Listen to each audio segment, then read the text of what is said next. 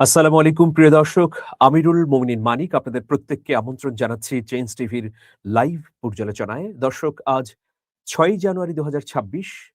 প্রিয় দর্শক, আমাদের আজকের পর্যালোচনার বিষয় হচ্ছে বাংলাদেশের অ্যাকশনে বিপুল ক্ষতির মুখে ভারত। এই প্রসঙ্গে আপনাদের কোনো মতামত থাকলে ইউটিউবের কমেন্ট বক্সে গিয়ে লিখুন প্রিয় দর্শক। আমরা কিন্তু আমাদের টি-টোয়েন্টি ক্রিকেট টিমের প্রধান লিটন দাসকে নিয়ে উচ্ছ্বসিত। আমাদের প্রতিবেশী ভারত মুস্তাফিজুর রহমানকে বাদ দিলেও আমরা তো কখনোই ধর্মের ভিত্তিতে লিটন দাসকে বাদ দিতে পারি না। কারণ বাংলাদেশ কখনোই ধর্মের ভিত্তিতে আচরণ করে না, বরং যোগ্যতাকে প্রাধান্য দেয়। বিসিবি অর্থাৎ বাংলাদেশ ক্রিকেট বোর্ডকে ধন্যবাদ জানাই যে ক্রিকেট বোর্ড শক্তিশালী সিদ্ধান্ত গ্রহণ করেছে।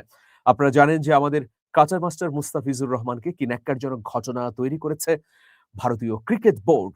তার বিরুদ্ধে এবার শক্তপোক্তভাবে দুটো সিদ্ধান্ত গ্রহণ করেছে এই অন্তর্বর্তীকালীন সরকার।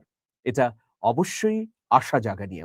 যখন আমাদের বিপক্ষে কোনো অন্যায্য আচরণ হবে, তখন আমরাও যদি শক্ত প্রতিবাদ করতে পারি, তাহলে নিশ্চয়ই যারা আমাদের বিরুদ্ধে নেতিবাচক আচরণ করলো, তাদের টনক নড়বে। টনক না নড়ুক, ক্ষতি তো হবে। প্রিয় দর্শক, আপনারা এই ঘটনা প্রবাহ নিশ্চয়ই জানেন। ৯,২০,০০,০০০ রুপি কম কথা নয়। চেন্নাই সুপার কিংসের সঙ্গে বিট দিয়ে কলকাতা নাইট রাইডার্স মুস্তাফিজুর রহমানকে পেয়েছিল। কলকাতা নাইট রাইডার্স প্রখ্যাত বলিউড স্টার শাহরুখ খানের ফ্র্যাঞ্চাইজি। এখন শাহরুখ খানকে হিন্দুত্ববাদীরা এটি বলেও বিদ্ধ করছে যে আপনি মুসলমান, সেই কারণে বাংলাদেশ থেকে একজন মুসলমান ক্রিকেটারকে এনেছেন। আচ্ছা, আপনাদেরকে প্রশ্ন করি, মুস্তাফিজুর রহমান কি মুসলমান ক্যাটাগরিতে ভারতের আইপিএল এ চান্স পেয়েছে নাকি তার যোগ্যতার কারণে? মুস্তাফিজের জায়গায় যদি আরেকজন অন্য ধর্মের যোগ্যতা সম্পন্ন ক্রিকেটার বাংলাদেশে থাকতো, তাহলে তিনিও তো সুযোগ পেতেন আইপিএল এ। তাছাড়া মুস্তাফিজুর রহমান ধারাবাহিকভাবে কয়েক বছর ধরেই আইপিএল এ খেলছেন। রাজনীতির সঙ্গে বাংলাদেশের ক্রিকেটকেও যুক্ত করে একটা ন্যাক্কারজনক উদাহরণ রেখে গেল ভারত এবং ভারতের ক্রিকেট বোর্ড। এর বিরুদ্ধে দুটি শক্তিশালী সিদ্ধান্ত নিয়েছে বাংলাদেশ। একটি হচ্ছে যে বাংলাদেশের কোনো টিভি চ্যানেল আইপিএল দেখাতে পারবে না। কোন ধরনের সম্প্রচার, আইপিএল নিয়ে পর্যালোচনা, কোন অনুষ্ঠান, পর্যালোচনা, সংবাদ, কোনো কিছুই বাংলাদেশের বিটিভি থেকে শুরু করে প্রাইভেট স্যাটেলাইট চ্যানেলগুলো প্রচার করতে পারবে না। এটা তথ্য মন্ত্রণালয় থেকে নির্দেশনা দেওয়া হয়েছে। এই জন্যে অন্তর্বর্তীকালীন সরকারের বর্তমান তথ্যমন্ত্রী রেজওয়ানা চৌধুরীকে সৈয়দা রেজওয়ানা হাসানকে অবশ্যই আমি ধন্যবাদ জানাতে চাই। রেজওয়ানা হাসান খুব সাহসী সিদ্ধান্ত নিয়েছেন। আর অন্য আরেকটি সিদ্ধান্ত নিয়েছেন এই সরকারের আইন উপদেষ্টা এবং একই সঙ্গে তিনি যুব ও ক্রীড়া উপদেষ্টাও বটে ডক্টর আসিফ নজরুল। তিনি এটা স্পষ্ট করে জানিয়ে দিয়েছেন তার মন্ত্রণালয়ের পক্ষ থেকে যে ভেন্যু পরিবর্তন না করা হলে বাংলাদেশের ক্রিকেটাররা অনুষ্ঠিতব্য টি-টোয়েন্টি বিশ্বকাপ ক্রিকেটে খেলার জন্যে ভারতে যাবে না। বিকল্প প্রস্তাব দেওয়া হয়েছে শ্রীলঙ্কায় ভেন্যু দেওয়া হোক, যেহেতু শ্রীলঙ্কা টি-টোয়েন্টি বিশ্বকাপের সহ আয়োজক। সুতরাং এই যে প্রতিবাদ, এটা শেয়ানে শেয়ানে হয়েছে প্রিয় দর্শক। এখন প্রশ্ন হচ্ছে যে আসলে এটিই কি মূল কারণ? আর এর পেছনে অন্য কোনো কারণ আছে কিনা? হিন্দুত্ববাদী সংগঠন, কতিপয় সংগঠন, ২-১ টি সংগঠন, ২-১ জন ব্যক্তিবর্গ যারা মতান্ধ, যারা অন্যের মতকে গলা টিপে হত্যা করতে চায়, এইরকম কতিপয় ব্যক্তিবর্গের দাবি রাষ্ট্রীয় পর্যায়ের সংস্থা বা বিশ্বের সুখ্যাত ভারতীয় ক্রিকেট বোর্ড মেনে নিল। এটা কি সরকারের ইন্ধন ছাড়া হয়েছে? অবশ্যই এর পেছনে ভারতের সরকারের ইন্ধন রয়েছে। কদিন আগেও তো ভারতের পররাষ্ট্রমন্ত্রী এস জয়শঙ্কর বাংলাদেশে এসে সম্পর্কের উষ্ণ বার্তা দিয়ে গেলেন। তাহলে কি হলো? ভারতীয় ক্রিকেট বোর্ড মুস্তাফিজুর রহমানকে বাদ দেওয়ার নির্দেশ দিয়ে আমাদেরকে আসলে বউ পিটিয়ে, ঝি পিটিয়ে বউকে শেখানোর মতো উদাহরণ রাখতে চায়। কিন্তু আমরাও স্পষ্টভাবে যে দুটো সিদ্ধান্ত গ্রহণ করলাম, এর মধ্যে একটা মেসেজ পেয়ে গেল দিল্লি। সেই মেসেজটা হচ্ছে যে, "ইট মারলে পাটকেল খেতে হবে।" প্রিয় দর্শক, এখন মূল বিষয়ে আসি যে কি পরিমাণ ক্ষতি হবে? আর এর মধ্য দিয়ে কি কোনো ক্ষতি হবে? প্রথমত, মুস্তাফিজুর রহমান কেকেআর এর সঙ্গে চুক্তিবদ্ধ হয়েছে। ৯,২০,০০,০০০ রুপি বাংলাদেশী টাকায় ১২ কোটি টাকা। এখন চুক্তিবদ্ধ হওয়ার সঙ্গে সঙ্গেই তাকে একটা অ্যাডভান্স পেমেন্ট করা হয়েছে। তো এই পেমেন্ট কি ফেরত দিতে হবে? বা মুস্তাফিজুর রহমানকে পুরো পেমেন্টই এখন পরিশোধ করতে হবে কি কেকেআরকে? এটা নিয়ে আসলে জটিলতা আছে। যদি মুস্তাফিজুর রহমান কোনো কারণে চুক্তি ভঙ্গ করত বা শর্ত ভঙ্গ করত বা খেলতে না পারত, তাহলে তাকে টাকা ফেরত দিতে হতো। কিন্তু এক্ষেত্রে মুস্তাফিজের কোনো দায় নেই। তাহলে মুস্তাফিজকে টাকা ফেরত দিবে কেকেআরকে? নিশ্চয়ই না। শর্তের মধ্যে নেই। এখন অতি মানবিক আচরণ করে আমাদের ফিজ যদি টাকা ফেরত দেয়, তাহলে অন্য প্রসঙ্গ। এখন কেকেআর এর ক্ষতি হওয়া মানে কি? ভারতের ক্ষতি হওয়া। ভারতের মুদ্রা বাংলাদেশে চলে আসা। এর মধ্য দিয়ে ভয়াবহ একটা ক্ষতির মুখে পড়ল কেকেআর। শাহরুখ খানের কেকেআর ক্ষতির মুখে পড়া মানে ভারতের ক্রিকেট বোর্ড ক্ষতির মুখে পড়া। এটা প্রত্যক্ষ হোক আর পরোক্ষ হোক, এটাই তো নিঃসন্দেহে বলা যায়। আর দ্বিতীয় বিষয় হচ্ছে আপনারা জানেন যে এই আইপিএল কে ঘিরে সারা বিশ্বেই বিপুল পরিমাণ বাণিজ্য হয়। স্পন্সর প্রতিষ্ঠান থেকে শুরু করে নানা ধরনের বাণিজ্যিক প্রতিষ্ঠান এই ক্রীড়ার আসরের সঙ্গে যুক্ত। এর সঙ্গে আন্তর্জাতিক ক্রিকেট বোর্ড তো যুক্তই, ভারতীয় ক্রীড়াঙ্গনও যুক্ত।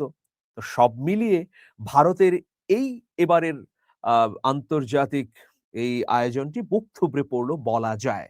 কারণ একটা বিতর্ক তারা উস্কে দিল খেলা শুরু হবার আগেই। ফলে কি হলো? যারা স্পন্সর করতে আগ্রহ প্রকাশ করেছিল বা যারা স্পন্সর করবে বা এর মধ্য দিয়ে বিপুল পরিমাণ বাণিজ্যের আশা করেছিল, তারাও খানিকটা দমে গেল। তো এর মধ্য দিয়ে ভারতেরই ক্ষতি হলো আসলে। ভবিষ্যতে আইসিসি কোন বিশ্বকাপের আয়োজন করতে ভারতকে আর আমন্ত্রণ জানাবে কিনা এটা নিয়েও সন্দেহ তৈরি হলো। আর এত সব ঘটনা না ঘটলে আসলে বাংলাদেশের এই মুহূর্তের মেরুদণ্ডটাও আমরা দেখতে পেতাম না। এখন আমরা নিশ্চিতভাবেই বুঝতে পারলাম যে বাংলাদেশেরও মেরুদণ্ড আছে এবং সেটা এই অন্তর্বর্তীকালীন সরকার শেষ মুহূর্তে এসে তার মেয়াদের আর কটা দিন আছে এই মুহূর্তে দেখালো। নিশ্চয়ই ভারত যদি তার অর্থনৈতিক ক্ষতি বিবেচনা করে আন্তর্জাতিক বিশ্বে ক্রিকেট আয়োজনে তার সুনাম ক্ষুণ্ণ হওয়ার বিষয়টি সামনে রাখে অথবা প্রতিবেশীর সঙ্গে দ্বন্দ্ব সংঘাত তৈরির পর যে পরিস্থিতি তৈরি হলো এটাকে সামনে রাখে নিশ্চয়ই ভারত ক্রিকেট বোর্ডকে এই অবস্থান থেকে ফেরত আসতে হবে। অনেকে অনেক রকম আভাস দিচ্ছেন যে এই ঘটনা আর হয়তো প্রলম্বিত করবে না। আ বরং সমঝোতার দিকে যাবে ভারতীয় ক্রিকেট বোর্ড। দেখা যাক কি করে তারা। ইতিমধ্যে আপনারা নিশ্চয়ই জানেন ভারতের প্রভাবশালী রাজনীতিক সুখ্যাত নেতা আসাদুদ্দিন ওয়াইসি তিনি বলেছেন, যেহেতু বাংলাদেশের মুস্তাফিজকে বাদ দেওয়া হয়েছে, সুতরাং বাংলাদেশের ক্ষমতাচ্যুত প্রধানমন্ত্রীকেও ফেরত পাঠানো হোক। তিনি ভারতের প্রধানমন্ত্রী নরেন্দ্র মোদীর প্রতি আহ্বান জানিয়েছেন যে, ফিজকে ঠুনকো অপরাধে বা ঠুনকো কারণ দেখিয়ে যদি আপনি প্রত্যাহার করেন, তাহলে কেন আপনি হাসিনাকে ভারতে রেখেছেন? তাকেও দ্রুততম সময়ের মধ্যে বাংলাদেশে পাঠিয়ে দিন। অন্যদিকে পাকিস্তানের খেলোয়াড়রাও কিন্তু এটা নিয়ে ব্যাপক প্রতিবাদ ছড়েছেন। অনেকেই বলছেন যে বাংলাদেশের মুস্তাফিজের প্রতি অন্যায্য আচরণ হয়েছে। ভবিষ্যতে এই ধরনের ঘটনা যদি পাকিস্তানের সঙ্গে হয়, তাহলে তারাও ব্যাপক প্রতিক্রিয়া দেখাবে এবং ভারতে আর খেলতে যাবে না। তাহলে ভারত আসলে কার সঙ্গে খেলবে? না নাকি ভারত একা একাই খেলবে?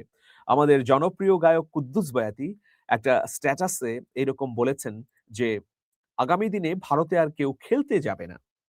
ভারত একা একাই খেলবে, নিজেরাই খেলবে।" টিমগুলো হবে এইরকম ভারত ভার্সেস ইন্ডিয়া। তো এটা নিয়ে সোশ্যাল মিডিয়ায় ব্যাপক হাস্যরস তৈরি হয়েছে।